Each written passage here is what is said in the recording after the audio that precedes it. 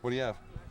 All right, our friend Chris Dixon from CST Composites, he's leaving town in the morning, and I wanted to get a chance to talk to him about a few of the things that CST is doing, kicking some ass around the world and doing pretty well here as well. Chris, welcome to the On the Water Anarchy. You've obviously been with us on the boat. What do you think about about being part of the coverage team? No, it's awesome, Clean. It's been good to be out there and, hanging in with you guys and seeing all the mischief you guys get up to.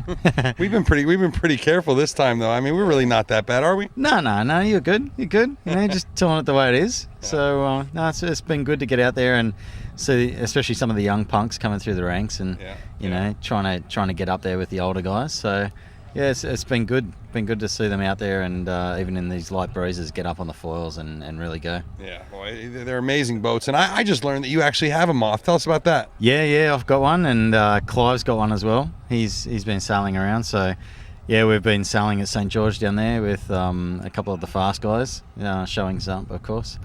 But no, they're an awesome boat, and we'll be there in December in Belmont. We'll probably be competing. So now you're going to be competing on your old boat? Yeah, even on my old boat. I'll give it a bit of loving over winter and do it up a bit. So no new Mach 2 for you? No. Probably not worth it. No. It's more of a, the last 2 years I've had more of a relaxation thing with the Moth and just go out for a bit of a spin and have some fun. And what do you think of the level that these guys are at? Oh, they're all really good. I've competed against some of the guys like Scott Babbage and stuff with the 18s, and they're really sort of seasoned campaigners, and they've been doing this a long time, and their fitness levels are just through the roof. And that top 10 boats, they're all really good sailors. They could all be there. It just comes down to what tweaks they've got on the day and what they've got up their sleeve. So it's really good. It's really good, close competition. Let's talk a little bit about CST. Something we keep hearing about is nano, which has sort of become a cliche word already in technology. What does it mean, your nano spars? What are they, and what do you do with them in the Moths? Well, there's, nanotechnology's been around for a while now, especially in the higher end sort of aerospace development. And we've been working on nano spars for the last probably 3 years now. And it allows us to make a smaller diameter mast for a similar weight and the similar stiffness, so you basically get rid of all that windage you can get on top of it, and it gives us a bit of an advantage, and it's a higher technology than how. Explain how. Well, we can drop the weight.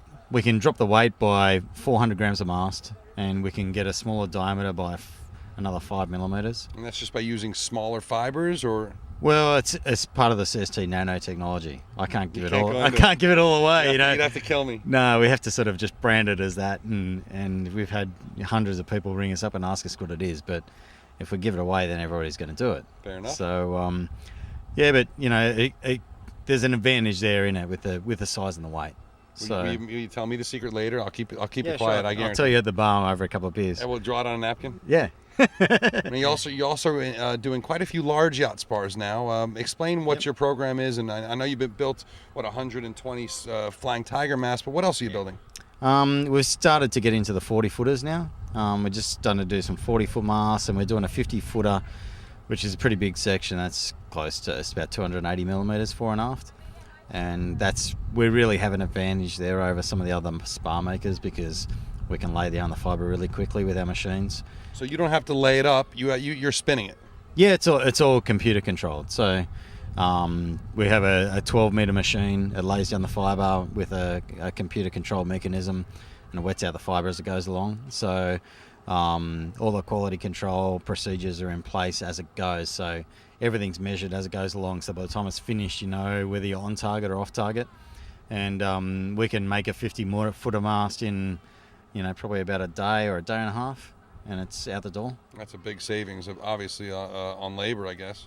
Yeah. It's a lot of time saving there. It must be a big old machine too. I mean, so maybe the savings in labor. How long does it take to get through, sort of paying down these big machines? Oh, it's we've been developing these machines over years now. We got three of our main machines which wind all these big spars.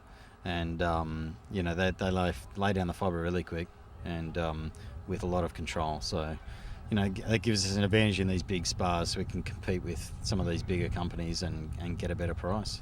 When we come to Australia, will you show us the place? Yeah, we could give you a quick tour. No I'm sure we videos could- though, right? Well, maybe of some parts. We might have to censor some other parts. Censor? What does that mean? You're used to censorship by now. By now here in Dubai, yeah, a little bit. Yeah, but no, that it keeps us going, and a couple of these big projects we've got going now, like we've made some big roller booms for some of these super yachts and that sort of thing. So we can wind some really big spars. Any plans to go up to the next level and move to the mega yachts? Yeah, we've been doing the boom Right. rollers inside that, and they're up to about 300 kilos a piece and up to sort of 20 meters long. We've been doing that, and that's an incremental step. Doing the masts is another. That's a pretty big effort. Yeah. It's more the engineering side of it that's an issue. Sure. So making sure you got enough insurance and that sort of thing.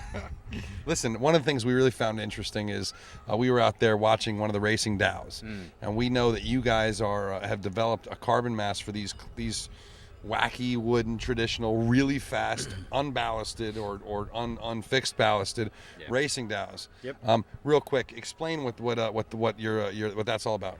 They're a traditional boat, but they've all gone to carbon for their mast and their boom and that sort of thing. And we've done a lot of work over the last year and a half, and we've developed some really towy products for these things. And we've basically halved the weight of what they were at before, and increased the stiffness for them as well. So they've got a really performance product now that it's giving them an advantage, because they've got 150 boats in the fleet.